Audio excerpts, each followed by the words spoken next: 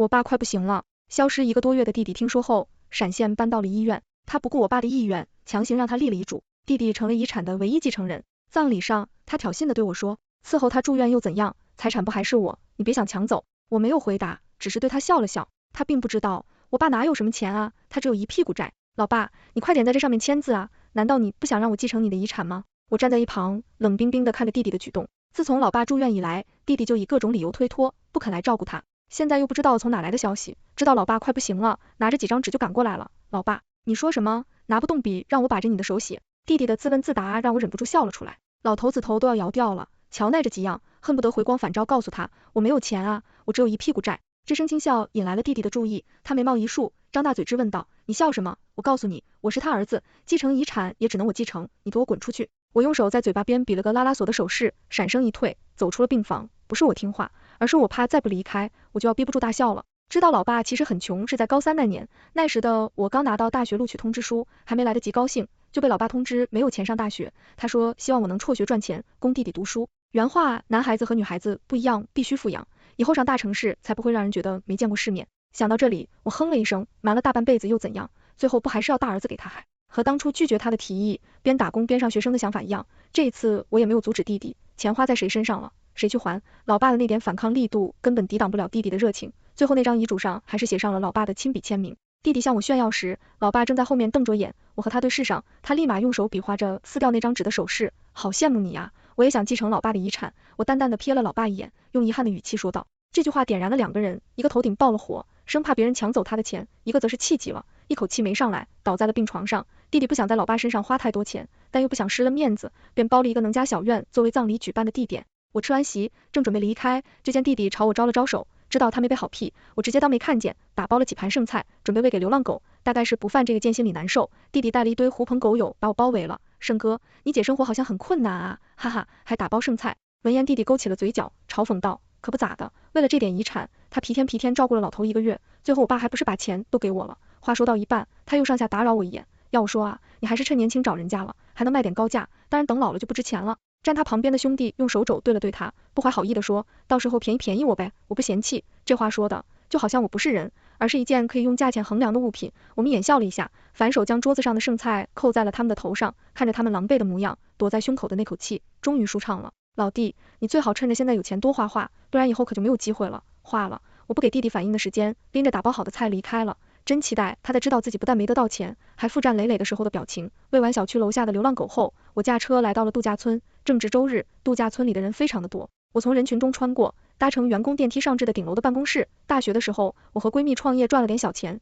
毕业后，我们一咬牙将全部的钱都投资到了这里。那会疫情刚刚结束，人们在家里都憋坏了。一听说附近开了家新的度假村，连一窝蜂的都涌了上来。因为恐怖主题比较吸引，还吸引来了不少网红免费宣传，热度也就持续到了现在。闺蜜见我回来，热情的搭上我的肩膀，又去给你爸读恐怖故事了。今天没把他吓尿吧？很多亲戚都以为我是去医院照顾老爸了，但其实我是每天都给他读睡前恐怖故事。老爸脾气大胆，胆子很小，第一天读的时候没把握好时间给他吓尿了。我一晚上没吃进去饭，后来再去的时候，我都不让护工在晚上给他喝水。如今又被迫想起这件事，我顿时感觉有些反胃，上一边玩去，我是去埋他了。我抖了抖肩，闺蜜的手顺势滑了下去，终于埋上了。走，姐，带你去吃好吃的去。我和闺蜜走到楼下，发现前台那里闹哄哄的，走近一看，竟发现了一张熟悉的脸。凭什么不给我总统套房？是不是瞧不起我？老子银行卡里的钱说出来吓死你！你这个前台怎么不懂得人情世故啊？敢惹我兄弟，你这份工作还想不想要啊？瞧瞧，这伙凶神恶煞的人是谁啊？不正是弟弟和他的那堆狐朋狗友吗？仔细看，还多了几个小姑娘。我走到前台，挡在了他们的前面。总统套房已经被预定出去了，你们在这里还也没有用。弟弟看见我，眼神有些惊讶，但很快又恢复到平常的样子。你也在这当前台是吧？那还不快点给我安排个房间，我这群兄弟都等着呢。我扫了一眼屏幕，冷声回答，这里的房间都被预定出去了，没有空房，那你就给我插的对吧？怎么脑瓜子这么死板？怪不得混了这么多年，还只能当个前台。我拦住身后想要替我说话的员工，面带微笑道，插队可以，但费用是原来的3倍。弟弟一副瞧不起谁的样子，把银行卡甩在桌子上，刷吧，以为谁都像你呢，穷得要死。说完，面前的人便大笑了起来，大概是还没装够，他又把自己的包量了出来，看见没有，香奈的，你这辈子都买不起。在身旁几个小姑娘的捧场声下，他越来越飘，包包我只买香奈和爱马仕的，迪奥的东西都特别不保值。我站在一旁没有说话，只是静静的看着他。弟弟注意到我的视线，还以为我是羡慕了，大发慈悲道，你也想要啊？可以啊，跪下来给我磕10个响头，我就给你买一个包。天啊，兄弟你做慈善的呀？狐朋狗友1号震惊道。狐朋狗友2号扭过头，脸上满是戏谑。我劝你别不识好歹，给我兄弟可10个响头，他就能赏你1个包，这可能抵你1年工资呢。我从前台走出来，将银行卡还给了弟弟，弟弟勾起唇角，怎么准备给我跪下了？我摇了摇头，不是，是你银行卡里没钱。弟弟脸上的笑容一僵，点开手机看了好几眼，最后磕磕巴巴的说道，应该是老头子的遗产还没到账。旁边的小姑娘听说后闹着要走，没钱出来把什么喂？我呸，还以为多有钱的人呢。谁说我没有钱的？先刷这张吧。弟弟从钱包里拿出一张信用卡，从他发抖的手就能看出来，他是在强撑。有钱不赚是傻子。我接过信用卡在 POS 机上刷了一下，这回支出成功了，感谢您在本店消费10万元，祝您玩得开心。弟弟一脸肉疼的表情，但还是装作潇洒的样子摆了摆手，瞧你那谄媚样，今天我就要你当我们的专属服务员，放心，少不了你的钱。正好我也想看看他的笑话，便答应了他的要求。我和闺蜜比了个手势，她秒懂，听说这里的肉食餐厅很好吃，而且恐怖道具什么的都特别逼真，哇，好想去吃啊，就是有点太贵了。哎，我听着闺蜜浮夸的语气，没忍住笑了出来。弟弟睨了我一眼，你以为我花不起那钱吗？我告诉你，我有的是钱，越没什么就越在意什么。我敷衍对点了点头。刚才还闹着要走的小姑娘抱住了弟弟的胳膊，我好想去啊，我们一起去吃嘛。就是啊，兄弟，来这里就是要去那里吃，你不会走，我有钱，现在就去。弟弟做贼心虚，咱们极大的打断了他的话，我用手盖住脸，也盖住了咧到耳边的嘴角。进了那里，不消费几十个，我能让他出来？真以为我能白让他侮辱啊？哇，这个红酒买，兄弟，我长这么大还没见过那个 A， 想吃就买。有钱，你好，您一共消费40万元，请问怎么支付？闻言，弟弟拿着信用卡的手一抖，难以置信道，多少？40万元，你们抢！注意到身后的几人都在看他，弟弟硬生生地将花咽了回去，刷卡吧。收费员一脸抱歉的将信用卡还给了他，不好意思，您卡里的钱不够。怎么可能？意识到自己的信用卡最高额度为30万人，弟弟又换了一张卡，连刷了10几张卡，都是1分钱没有。几人脸色都青了，你不会想让我们 AA 吧？不是说好的你请客吗？不能，我兄弟可有钱了，他刚继承他家老头的遗产，富得流油。弟弟已经顾不得吹牛了，他刚才刷的都是老爸的卡，如果这里没有钱，那就是真的没有了。可他不信，气势冲冲的就朝我走来，是不是你把我爸的财产转移了？把钱还我，不然我就报警。收费员看见我，毕竟喊了卫生老板这下，弟弟更确定了自己的想法。好啊，你偷我爸的钱创业，你喊他老板干什么？这个度假村是用我的钱开的，我才是老板。哈哈，我笑了，你宁愿相信钱是让我偷走了，都不愿相信咱爸是真的没有钱吗？不可能，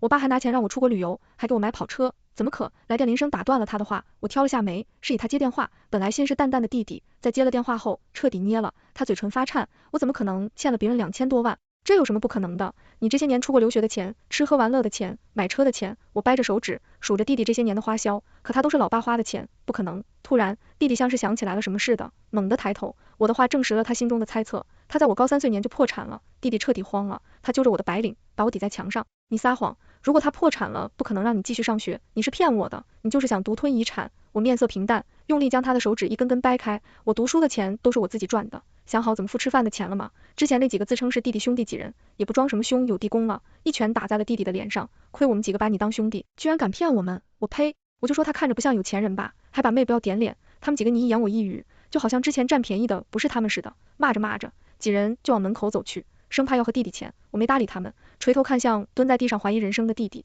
喂，再不付钱我就报警了。弟弟这才缓过神，看向我的眼神中满是贪婪，这个度假村是你开的，你的就是我的，我为什么要付钱？早猜到他会这样，我直接拿出手机拨打了110，你可想好了，失去蹲了几年，然后把没给的钱补上，还是现在就给不用进去？在拨通的前一秒，弟弟抢走手机，挂断了电话。我知道你怪我之前说话不好听，可是我现在真的没有钱了，我能不能？弟弟的神态里多了一些谄媚，这还是我第一次见他这种表情。可以，弟弟眼神一亮，太好了，我就知道，你就负责在晚上当保安巡逻吧，还差10万，你干的2年杂也还上了。我不，弟弟听说要干活，立马不乐意了。我举起手机，在他面前晃晃，弟弟瞬间答应了。恐怖主题的度假村人多的时候还好，大半夜没人的时候，可以说是非常恐怖。有不少保安哪怕少赚点也不愿意值夜班，这回有了弟弟，我不仅多了个免费员工，还能借这个场景吓唬他。一开始弟弟还挺开心，觉得能蹭我的便宜，直到一晚上夜班后，他眼下多了重重的黑眼圈，就连上厕所也不敢自己去了。过了几天，我去员工休息室时，碰见了正在补觉的弟弟，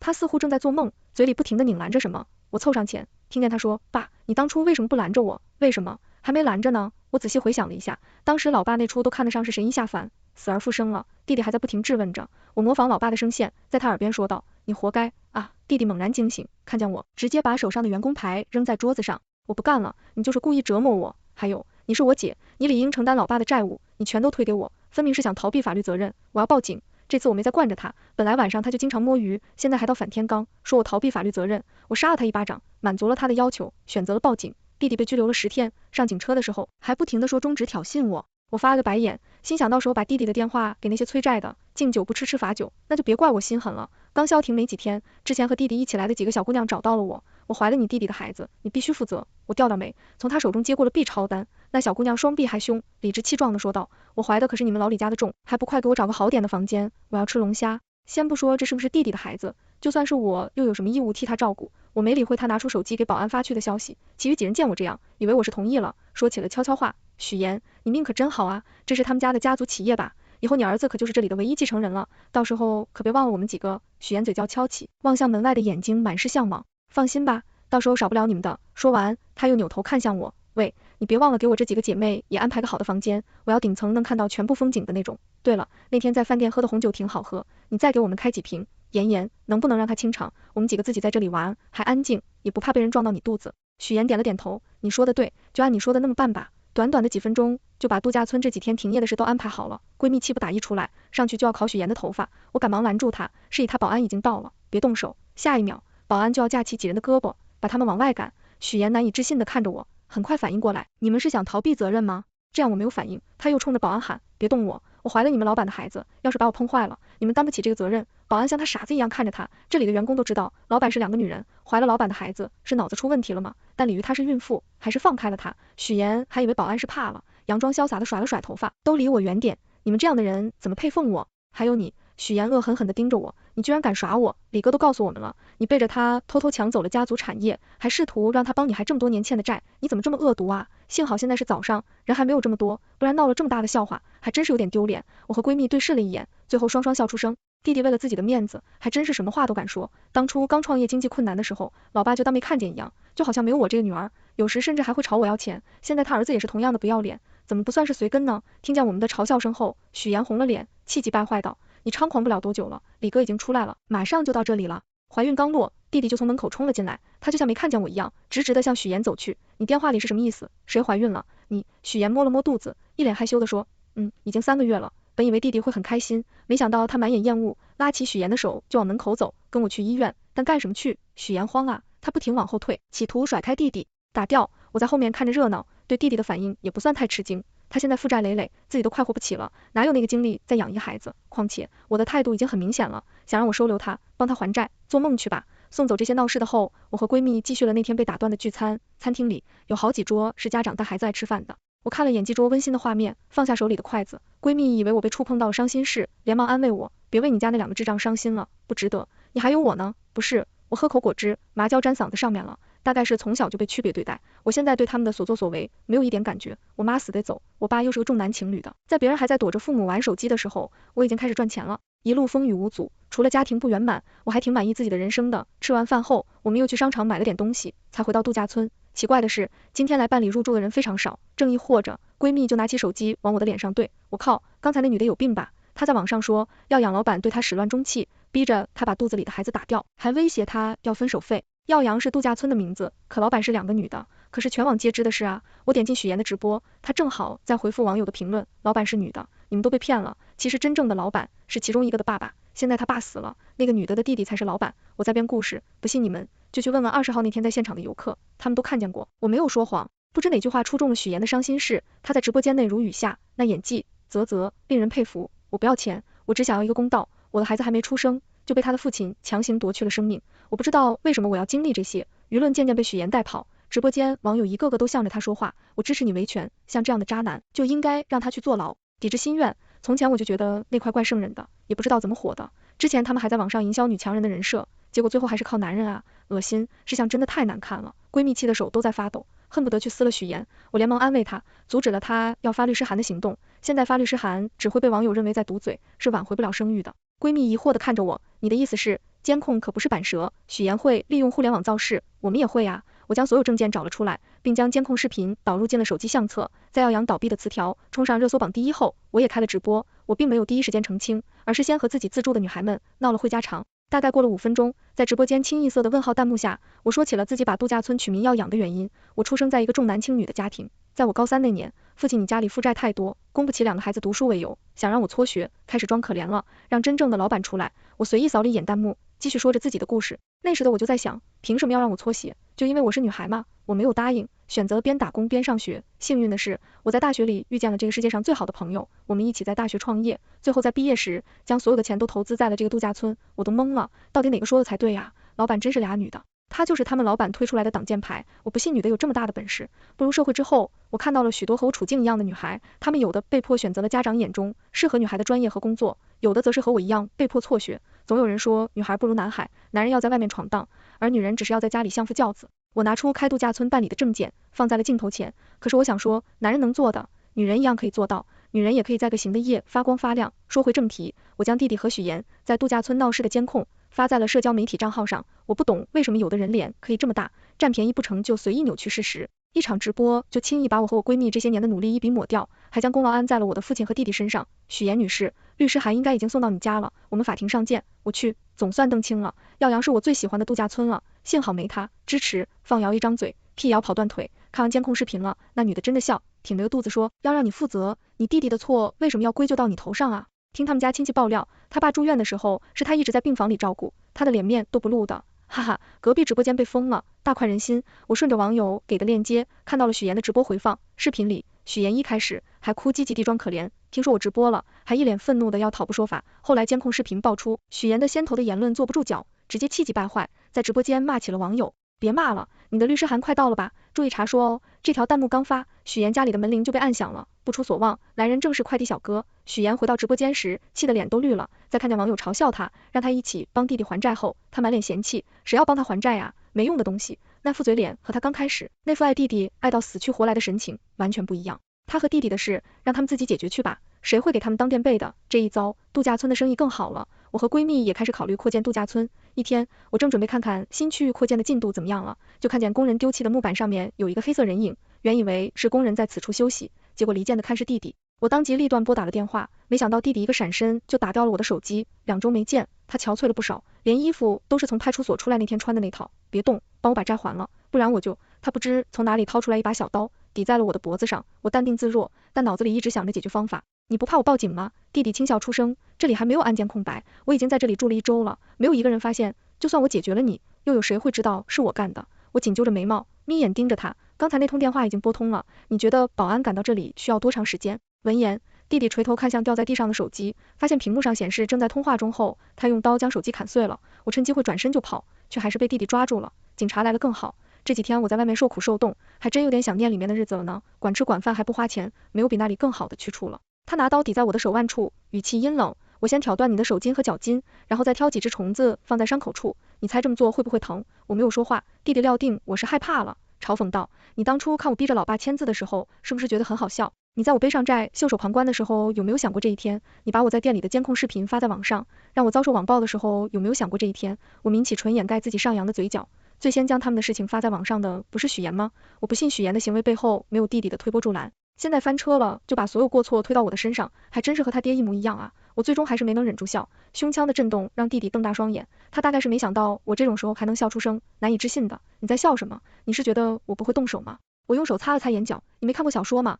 大多数反派的死都是因为话多，看，人都来了，远处传来齐刷刷的脚步声，弟弟慌乱起身，到底是没有他刚才放狠话时的勇气大，他往后退了几步就准备逃跑，我微微勾起双腿，将他绊倒在地。弟弟想爬起来，就被我死死踩住了脚腕，他疼得嘶了一声，大声道，他们不是保安，你报警了。我边摇头边笑，弯下腰冲他说道，你都被他们打过多少回电话了，怎么还没记住他们的号码呢？弟弟不肯还债，注销电话号跑了的事，我是知道的。1周前，他刚跑那群人就堵在了我的家门口，扬言找不到弟弟就让我替他还债，我没有害怕，只是告诉他们会帮他们找到弟弟，本来只是一句敷衍的借口，但我没想到弟弟居然真的胆大到敢跑来我的度假村。弟弟被抓走时，嘴里还不停地骂着脏话，那群人听到耳根子疼，就连连甩了他好几个巴掌，这清脆的声音，啧啧弟弟的嘴估计都被打坏了吧。想到弟弟曾经说过的难听话，我偏了下头，暗道，活该。弟弟被带去了哪里？结果是什么？我通通不感兴趣，家里的这点烂账也是收结束了。3个月后，新的区域终于扩建完成，为了符合恐怖主题，我将其设置成了天堂和地狱2个通道。